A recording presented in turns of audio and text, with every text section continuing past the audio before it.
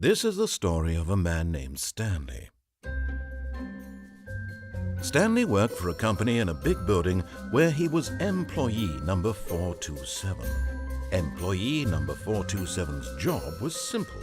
He sat at his desk in room 427 and he pushed buttons on the keyboard. Orders came to him through a monitor on his desk, telling him what buttons to push, how long to push them, and in what order. This is what employee 427 did every day of every month of every year. And although others might have considered it soul-rending, Stanley relished every moment that the orders came in, as though he had been made exactly for this job. And Stanley was happy. And then one day, something very peculiar happened. Something that would forever change Stanley. Something he would never quite forget. He had been at his desk for nearly an hour when he realized that not one single order had arrived on the monitor for him to follow. No one had showed up to give him instructions, call a meeting, or even say hi. Never in all his years at the company had this happened, this complete isolation.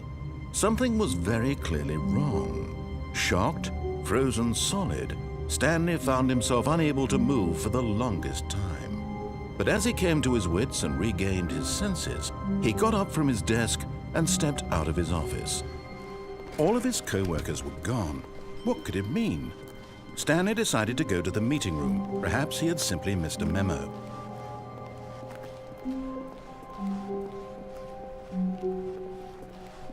When Stanley came to a set of 2 open doors, he entered the door on his left. This was not the correct way to the meeting room, and Stanley knew it perfectly well. Perhaps he wanted to stop by the employee lounge first, just to admire it. Ah, yes, truly a room worth admiring. It had really been worth the detour after all, just to spend a few moments here in this immaculate, beautifully constructed room. Stanley simply stood here, drinking it all in.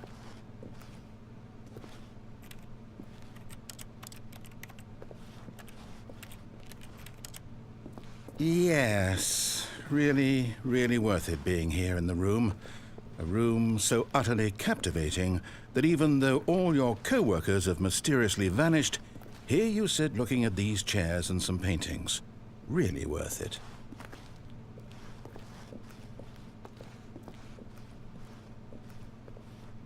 At this point, Stanley's obsession with this room bordered on creepy and reflected poorly on his overall personality. It's possible that this is why everyone left. But at last, he'd had enough of the amazing room and took the first open door on his left to get back to business.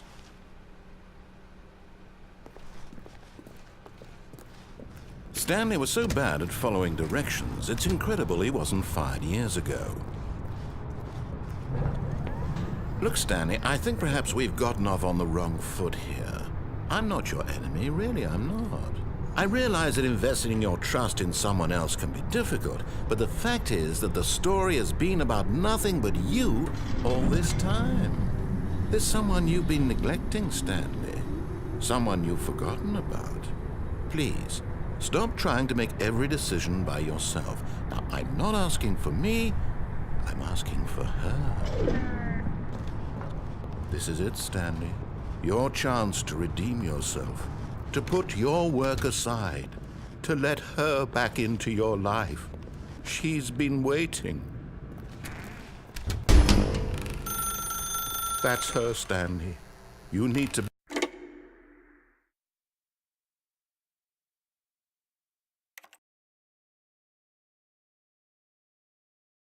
Oh, Stanley, is that you? Hold on, sweetie. Sorry to keep you waiting. I'm just pulling the bread out of the oven. All right. Okay, there we go. All right, now, I want you to come in and tell me all about your day. Gotcha. Oh, come on. Did you actually think you had a loving wife who'd want to commit their life to you? I'm trying to make a point here, Stanley. I'm trying to get you to see something. Come inside. Let me show you what's really going on here. Sorry, but you're in my story now. This is a very sad story about the death of a man named Stanley. Stanley is quite a boring fellow. He has a job that demands nothing of him, and every button that he pushes is a reminder of the inconsequential nature of his existence. Look at him there, pushing buttons, doing exactly what he's told to do. Now he's pushing a button. Now he's eating lunch. Now he's going home. Now he's coming back to work. One might even feel sorry for him, except that he's chosen this life. But in his mind, he can go on fantastic adventures. From behind his desk, Stanley dreamed of wild expeditions into the unknown, fantastic discoveries of new lands. It was wonderful, and each day that he returned to work was a reminder that none of it would ever happen to him. And so he began to fantasize about his own job. First, he imagined that one day while at work, he stepped up from his desk to realize that all of his co-workers, his boss, everyone in the building had suddenly vanished off the face of the earth. The thought excited him terribly. So he went further. He imagined that he came to 2 open doors and that he could go through either. At last, choice. It barely even mattered what lay behind each door. The mere thought that his decisions would mean something was almost too wonderful to behold. As he wandered through this fantasy world, he began to fill it with many possible paths and destinations. Down one path lay an enormous round room with monitors and mind controls. And down another was a yellow line that weaved in many directions, and down another was a game with a baby. And he called it the Stanley Parable. It was such a wonderful fantasy, and so in his head he relived it again, and then again, and again, over and over, wishing beyond hope that it would never end, that he might always feel this free. Surely there's an answer down some new path, mustn't there be? Perhaps if he played just one more time. But there is no answer. How could there possibly be? In reality, all he's doing is pushing the same buttons he always has. Nothing has changed. The longer he spends here, the more invested he gets, the more he forgets which life is the real one. And I'm trying to tell him this, that in this world he can never be anything but an observer, that as long as he remains here, he's slowly killing himself. But he won't listen to me. He won't stop.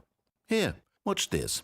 Stanley, the next time the screen asks you to push a button, do not do it.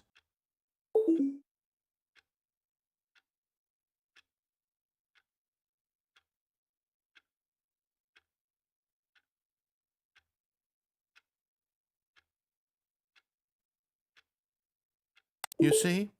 Can he just not hear me? How can I tell him in a way that he'll understand that every second he remains here, he's electing to kill himself? How can I get him to see what I see? How can I make him look at himself? I suppose I can't, not in the way I want him to. But I don't make the rules. I simply play to my intended purpose, the same as Stanley. We're not so different, I suppose.